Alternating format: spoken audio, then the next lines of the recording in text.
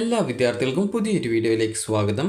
ഈ വർഷത്തെ Kerala university PG കോഴ്സുകളിലേക്കുള്ള സപ്ലിമെൻ്ററി അലോട്ട്മെൻറ്റിനായിട്ടുള്ള ഓപ്ഷൻ രജിസ്ട്രേഷൻ നാളെ അവസാനിക്കും.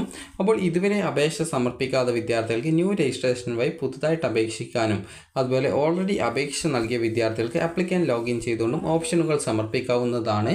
അപ്പോൾ സപ്ലിമെൻ്ററി അലോട്ട്മെൻറ്റിനായിട്ടുള്ള വേക്കൻസി വെബ്സൈറ്റിൽ നിലവിൽ വന്നിട്ടുണ്ട്. അത് നിങ്ങൾ ഓൾറെഡി അതായത് 29-ാം തീയതി അതായത് ഓഗസ്റ്റ് മാസം തന്നെ വന്നിട്ടുണ്ടായിരുന്നു.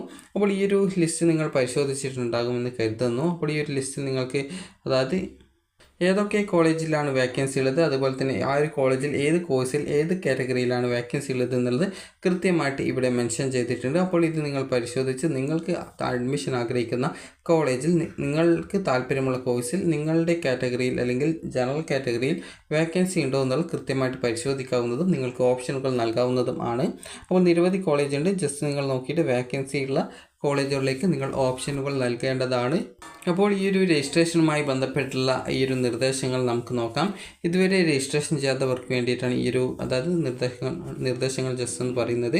നിലവിൽ രജിസ്ട്രേഷനുള്ള എല്ലാവർക്കും പുതിയ ഓപ്ഷനുകൾ ചേർക്കൽ, റീവാലുവേഷൻ, ഗ്രേസ് മാർക്ക് ഉൾപ്പെടുത്തൽ, കാറ്റഗറി മാറ്റം തുടങ്ങിയ എല്ലാ തിരുത്തലുകൾക്കും ഈ ഒരു സമയത്ത് നിങ്ങൾക്ക് ആ ഒരു കാര്യങ്ങളൊക്കെ ചെയ്യാൻ സാധിക്കുന്നതാണ്. അതായത് ഈ ഒരു അവസരം പ്രയോജനപ്പെടുത്താം. നിലവിൽ അഡ്മിഷൻ ലഭിച്ച വിദ്യാർത്ഥികൾക്ക് അക്കാദമിക് വിവരങ്ങളും മാർക്കിലെ വർധനവും സ്പെഷ്യൽ വെയിറ്റേജ് ഓപ്ഷനുകളും മാത്രമാണ് ഈ ഒരു മാറ്റം വരുത്താനായിട്ട് സാധിക്കുള്ളൂ.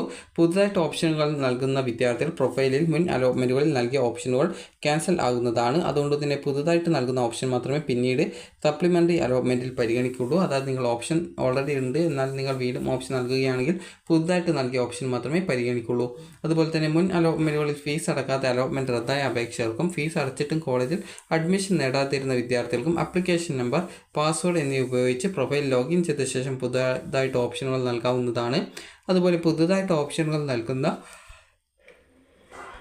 വിദ്യാർത്ഥികളുടെ പുതുതായിട്ട് നൽകിയ ഓപ്ഷനുകൾ മാത്രമേ സപ്ലിമെൻ്ററി അലോട്ട്മെൻറ്റിൽ പരിഗണിക്കുള്ളൂ. പുതുതായിട്ട് ഓപ്ഷനുകൾ നൽകിയില്ലെങ്കിൽ ഇവരുടെ പഴയ എല്ലാ ഓപ്ഷനുകളും പരിഗണിക്കുന്നതാണ്.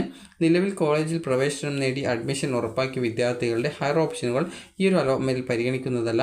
പ്രസ്തുത വിദ്യാർത്ഥികൾക്ക് സപ്ലിമെൻ്ററി അലോട്ട്മെൻറ്റിൽ താല്പര്യമുള്ള പക്ഷം പുതുതായിട്ട് ഓപ്ഷനുകൾ നൽകേണ്ടതാണ്.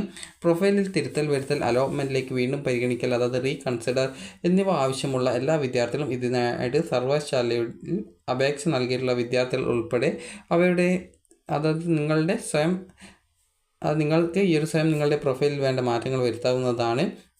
അതുപോലെ ഇതര സർവകലാശാലയിൽ നിന്ന് ബിരുദം പൂർത്തിയാക്കിയ അപേക്ഷകർക്ക് അഡ്മിഷൻ സമയത്ത് ഈ ഒരു നിർബന്ധമായിട്ടും എലിജിബിലിറ്റി സർട്ടിഫിക്കറ്റ് ഹാജരാക്കേണ്ടതാണ്. തിരുത്തലുകൾ വരുത്തി കഴിഞ്ഞാൽ നിങ്ങൾക്ക് പുതുതായിട്ട് നൽകിയ ഓപ്ഷനുകൾ മാറ്റങ്ങൾ അപേക്ഷയിൽ വന്നിട്ടുണ്ട് എന്ന് ഉറപ്പാക്കേണ്ടതും അതായത് ഓപ്ഷൻ ഫോർ സപ്ലിമെൻ്ററി അലോട്ട്മെൻറ്റ് എന്നുള്ളതിൽ വന്നിട്ടുണ്ട് എന്നുള്ളത് ഉറപ്പാക്കേണ്ടതും അപേക്ഷയുടെ ഏറ്റവും പുതിയ പ്രിൻ്റ് എടുത്ത് തുടർ ആവശ്യങ്ങൾക്കായിട്ട് സൂക്ഷിച്ചു വയ്ക്കേണ്ടതും ആണ്. അതുപോലെ തന്നെ എയ്ഡഡ് കോളേജിലെ കമ്മ്യൂണിറ്റി കോട്ട അലോട്ട്മെൻറ്റിലായിട്ട് നിങ്ങൾക്ക് ഓപ്ഷനുകൾ നൽകാനുള്ള ഇപ്പോൾ അവസരമുണ്ട്. കേരള സർവകലാശാലയോട് അഫിലിയേറ്റ് ചെയ്തിട്ടുള്ള ആർട്സ് ആൻഡ് സയൻസ് എയ്ഡഡ് കോളേജുകളിലെ ബിരുദാനന്തര ബിരുദ കോഴ്സുകളിലേക്കുള്ള കമ്മ്യൂണിറ്റി കോട്ട പ്രവേശനത്തിന് ആഗ്രഹിക്കുന്ന വിദ്യാർത്ഥികൾക്ക് അവരവരുടെ പ്രൊഫൈലിൽ ലഭ്യമാക്കിയിട്ടുള്ള കമ്മ്യൂണിറ്റി കോട്ട ലിങ്ക് വഴി നിങ്ങൾക്ക് ഈ ഒരു ഓപ്ഷനുകൾ നൽകാവുന്നതാണ്. നിലവിൽ ഏതെങ്കിലും കോളേജിൽ അഡ്മിഷൻ എടുത്ത ശേഷം കോളേജിൽ നിന്ന് TC വാങ്ങിയവരും ഈ ഒരു പല ഘട്ടങ്ങളിൽ അഡ്മിഷൻ പ്രക്രിയയിൽ നിന്ന് പുറത്തായവർക്കും ഈ ഒരു എല്ലാവർക്കും പുതുതായിട്ട് കമ്മ്യൂണിറ്റി കോട്ട ഓപ്ഷനുകൾ നൽകിയാൽ മാത്രമേ കമ്മ്യൂണിറ്റി കോട്ട അലോട്ട്മെൻറ്റിൽ പരിഗണിക്കുള്ളൂ എന്നുള്ളതാണ് ഈ ഒരു നിർദ്ദേശത്തിൽ പറഞ്ഞിട്ടുള്ളത്. അപ്പോൾ ഈ ഒരു ഷെഡ്യൂൾ പ്രകാരം വിദ്യാർത്ഥികൾക്ക് നാളെ അതായത് സെപ്റ്റംബർ 5-ാം തീയതി വരെയാണ് ഈ ഒരു അപേക്ഷ അതായത് സപ്ലിമെൻ്ററി അലോട്ട്മെൻറ്റിനും അതുപോലെ തന്നെ കമ്മ്യൂണിറ്റി കോട്ട രജിസ്ട്രേഷനുമായിട്ടും അതുപോലെ തന്നെ പ്രൊഫൈൽ എഡിറ്റ് ചെയ്യാനുമുള്ള സൗകര്യം ഉണ്ടായിരിക്കുക. കമ്മ്യൂണിറ്റി കോട്ട അലോട്ട്മെൻറ്റ് സെപ്റ്റംബർ 6-നും കമ്മ്യൂണിറ്റി കോട്ട അഡ്മിഷൻ സെപ്റ്റംബർ 6 മുതൽ 7-ാം തീയതി വരെയും സപ്ലിമെൻ്ററി അലോട്ട്മെൻറ്റ് ഈ ഒരു സെപ്റ്റംബർ 9-ാം തീയതിയും അതുപോലെ കോളേജ് ജോയിനിങ് സെപ്റ്റംബർ 9 മുതൽ 10 വരെയുമാണ് ഉണ്ടായിരിക്കുക.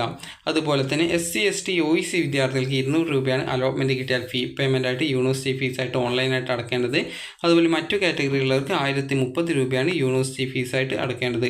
അപ്പോൾ വിദ്യാർത്ഥികൾ അലോട്ട്മെൻറ്റ് ലഭിച്ചു കഴിഞ്ഞാൽ നിങ്ങൾ കോളേജിൽ കോൺടാക്റ്റ് ചെയ്ത് അഡ്മിഷൻ സമയത്ത് എത്ര രൂപ കോളേജിൽ അടക്കണം എന്നുള്ള കാര്യം കൂടി കൃത്യമായിട്ട് ചോദിച്ച് മനസ്സിലാക്കേണ്ടതാണ്. അപ്പോൾ ഈ ഒരു വീഡിയോ ഉപകാരപ്രദമായിട്ടുണ്ടെങ്കിൽ ലൈക്ക് ചെയ്യുക, ഷെയർ ചെയ്യുക. Thank you for watching.